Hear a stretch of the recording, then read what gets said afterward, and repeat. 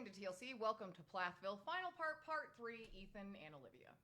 I don't understand why you cannot wrap your mind around the fact that I don't want to have sex with you or have not had sex with you is because that I think where you have come from as far as where we were and where you are today is so far left, so radical. This is one of those ones where we're going to talk about some pretty intense stuff today, so if it's not your vibe, scroll at any time and I'll catch you at the next one. A lot of allegations have come out with video proof about Ethan's treatment of Olivia. Now, the opinions are very across the board, though. Reading comment sections, you kind of go between horrified and wow, you get it, but it's a very whoa, whiplash. When the show starts, you get a very sleepy-eyed, doe-eyed kind of boy vibe from Ethan, but as things progress, he becomes more and more like his family with their belief systems and that sort of thing. So before we get to the recording, I'm going to go through and screen rant put these together, but some of the things that have happened. One of the allegations includes this and threatening friends, that sort of thing. Made himself physically threatening. Now, this is one of the interesting things. I've seen a few content creators like, why didn't you go to the cops? The courts really help people nowadays.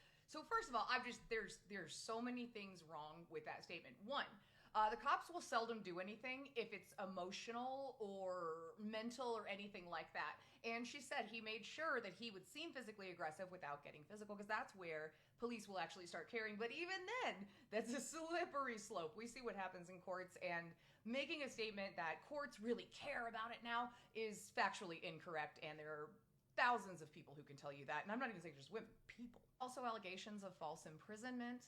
Allegations of not being left alone after fights. If you've ever been in a situation like this where you've gotten to the point that you just need to walk away for a minute, but they keep following you and they keep saying stuff, and it's so hard. It's just, I wouldn't wish it on anybody. Again, thank you to Screen Rant for this, because it's just a lot of information over a long time. Being left stranded on an international trip with no phone, no money, no connection to Wi-Fi. Like I said, there's a lot, so I would encourage you to go look at her stuff. Even if you want to go on Reddit, there's a lot of information there. Now, responses are mixed on this one, dude, so prepare yourself. Then driving erratically in the car, and I know that people are gonna be like, that doesn't seem like a big deal. Well, if it's ever happened to you, I had an ex-girlfriend who did that, and let me tell you, the way she was driving, that was terrifying.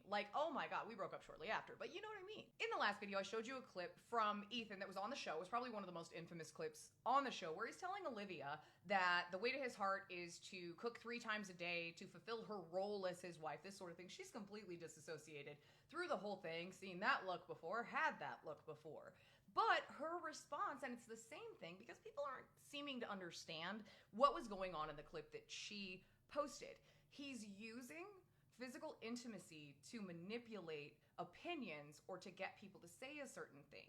And that's the same thing that happened with the cooking and this sort of thing. If you don't do this, I will love you less. And if I loved cooking and it was met with hey, I love that you love cooking, this means a lot to me, thanks, but you don't have to do this all the time, I can pitch in or whatever. If it was met with that, I think I would love cooking.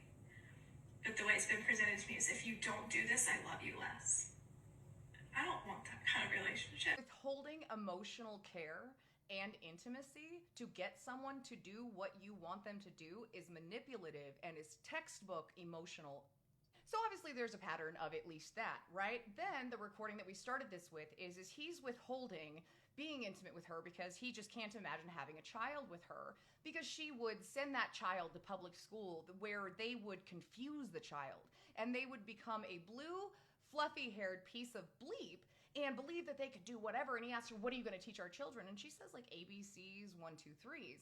He says we'd have to hire a nanny. I don't want them going to public school, because at public school, they're going to indoctrinate them to think that they are something else or someone else. And we've heard this argument a lot. The interesting thing about that argument, let's debunk one of those things. Let's pull the cat one out, right?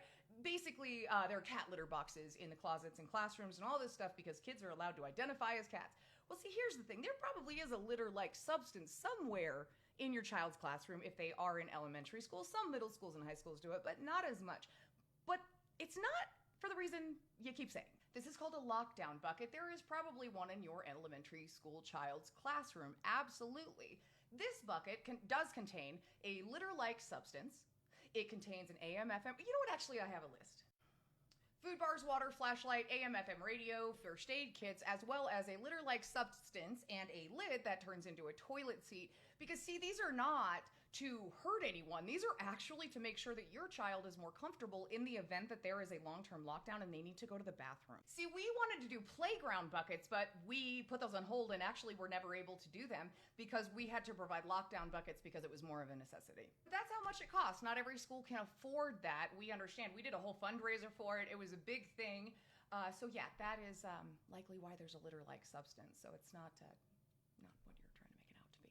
Public schools, they barely have time to go to lunch. They barely have time to grade papers. They barely have time to live their lives. They are not out there trying to get your kids to do it's ridiculous. So a lot of the vibe of this video is they're going to do this and they're going to turn my kid and they're taking all this time to do this and whatever is factually incorrect, so we're not going to give it any more time. There are college sociology programs right now that cannot teach about those things because of the way things are right now.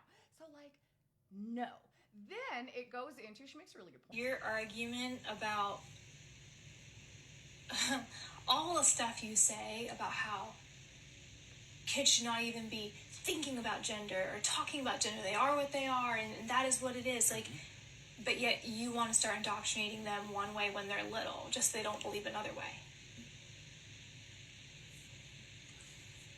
If it's truly kids are kids, we're not going to burden their heads with that. We're just going to let them be kids.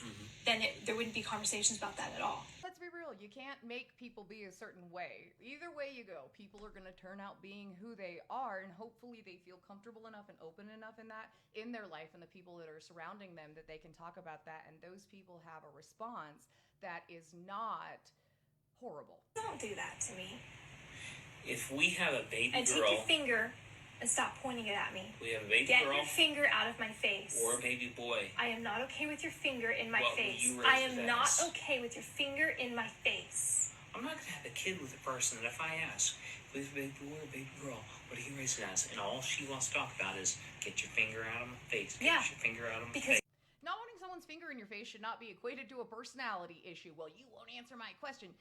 The finger might have something to do with it, and the aggression, the tone, and the fact that this is just a huge philosophical difference. You're never going to agree. Why would you want to have the babies I don't want to have babies, but I'm going to put my finger in my face and tell you need to say this so we can have babies. Olivia has recently tried to get out of her contract with TLC. I don't know where that stands right now, but messaged them directly, guessing TLC is TLC, so I don't know how that's going to go. But this is basically the gist of everything, but it's very deep. There's just a mountain of stuff, and I will see you tomorrow. I hope you have a good day.